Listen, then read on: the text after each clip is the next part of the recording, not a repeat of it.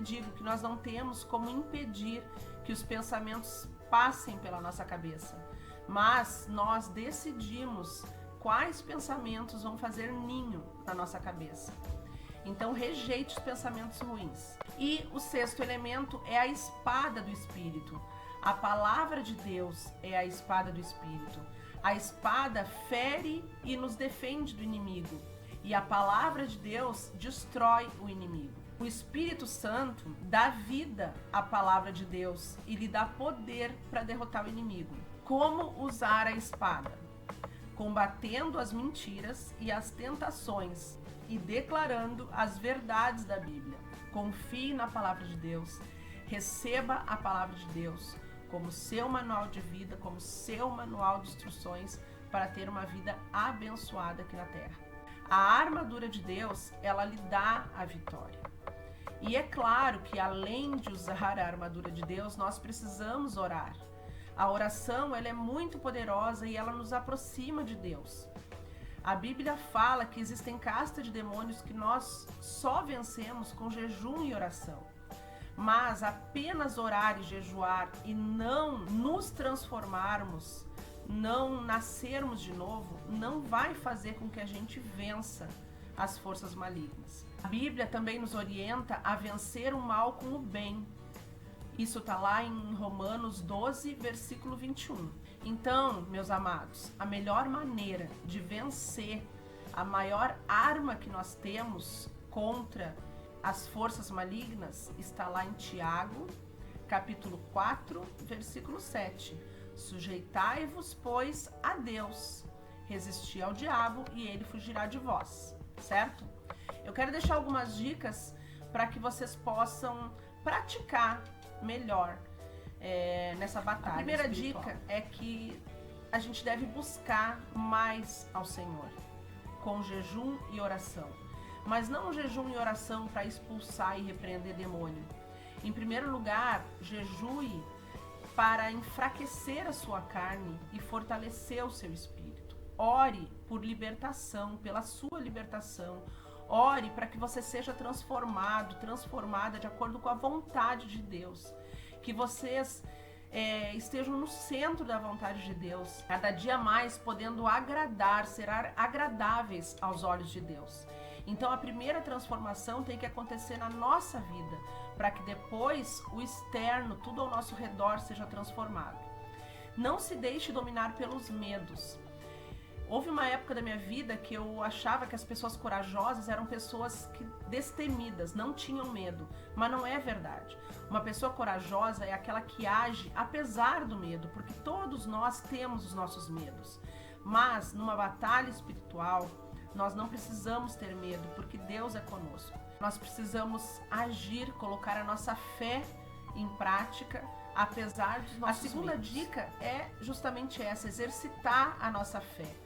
Creia na palavra de Deus, creia nas promessas de Deus, tome posse das promessas, repreenda os pensamentos de derrota, de desânimo, de fracasso.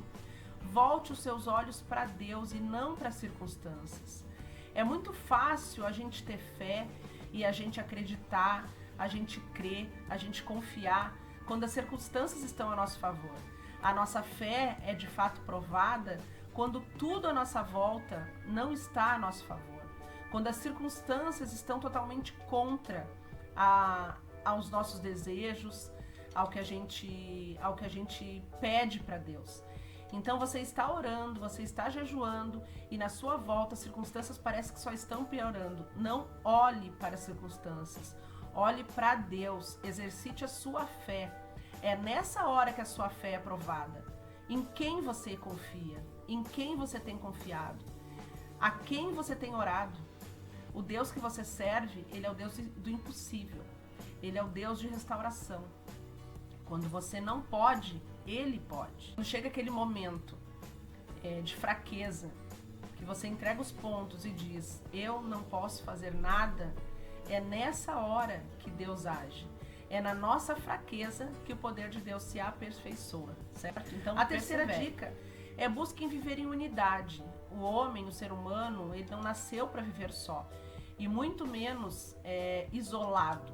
Então, busquem uma igreja que vocês possam congregar. É importante vocês estarem em comunhão com pessoas que têm o mesmo objetivo. Mantenha a união na sua casa. Deus está te chamando para você ser luz, certo?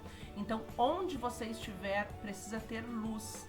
Você precisa ter domínio próprio. Você precisa desenvolver os frutos do Espírito na sua vida, para que onde você passar, haja luz. Você não pode ser cristão dentro da igreja. Você tem que ser cristão dentro e fora da igreja. Você está sendo chamado para ser a igreja. Você é a igreja. Então, busque viver em unidade e na luz. E a quarta dica, que é muito importante, que eu vejo as próprias pessoas amaldiçoando a própria vida. Profetize. A sua língua tem poder para amaldiçoar ou para abençoar a sua própria vida. Então, declare, determine, profetize aquilo que você quer para a sua vida. Não duvide do poder de Deus, não duvide do amor de Deus. Louve e adore a Deus, independente das circunstâncias. Deus tem um plano na sua vida. Trazendo para a restauração da sua aliança, Deus quer fazer muito mais antes da restauração da sua aliança. Deus quer transformar a sua vida.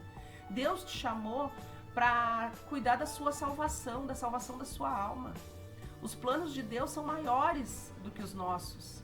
Então não duvide, foi Ele que te trouxe até aqui. Foi Ele que convidou cada um de vocês para caminhar nesse deserto. Tem sofrimento? Tem. Tem dor? Tem. Mas até um diamante, ele é lapidado pelo fogo. E é a joia mais preciosa, é a joia que mais tem valor. Então você é um diamante para Deus, você é uma alma preciosa para Deus.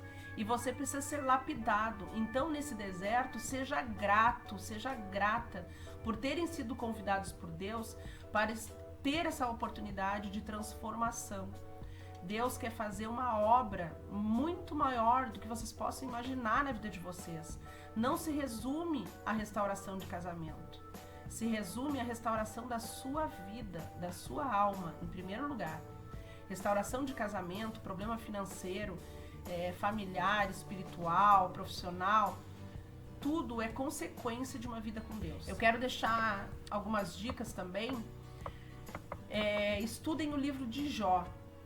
Jó, creio eu, é o único personagem da Bíblia que em nenhum momento ele glorifica o diabo por tudo que acontece na vida dele. Ele glorifica a Deus por tudo. Ele fala que assim como Deus deu, Deus tirou. Jó perdeu tudo, saúde, família, filhos, bens materiais, tudo. E em momento algum ele glorificou como sendo a ação do diabo na vida dele. E o diabo ficou enfurecido com isso, porque ele só engrandecia o nome de Deus. Foi Deus que deu, foi Deus que tirou. Então entendam, tudo o que está acontecendo na sua vida é permissão de Deus. E Jó foi fiel a Deus mesmo nas piores circunstâncias. E depois que passou a provação, Deus devolveu tudo em dobro para ele. Então estudem. Outra dica que eu queria passar para vocês, aqui no canal, eu fiz um estudo, olhem lá pela playlist, 50 dias para blindar a sua fé. É 1 minuto e meio por dia, mas são pequenas dicas que podem mudar a sua forma de pensar, podem mudar a sua maneira de enxergar o mundo, podem mudar a fase que você está, o momento de sofrimento que você está. Então façam esses 50 dias para blindar a sua fé, com certeza vocês sairão outras pessoas depois daquelas pequenas dicas. E lembrem-se, sejam qual for o problema que vocês estejam passando, a saída está em Mateus 6, versículo 33. Buscai primeiro o reino de Deus e sua justiça, e as demais coisas serão acrescentadas. Gente, qualquer que seja o seu problema, esse problema tem que sair do primeiro lugar. Em primeiro lugar na sua vida tem que estar Deus. As demais coisas serão acrescentadas. Leiam todo o capítulo de Mateus 6, que vocês vão ver o amor de Deus por nós.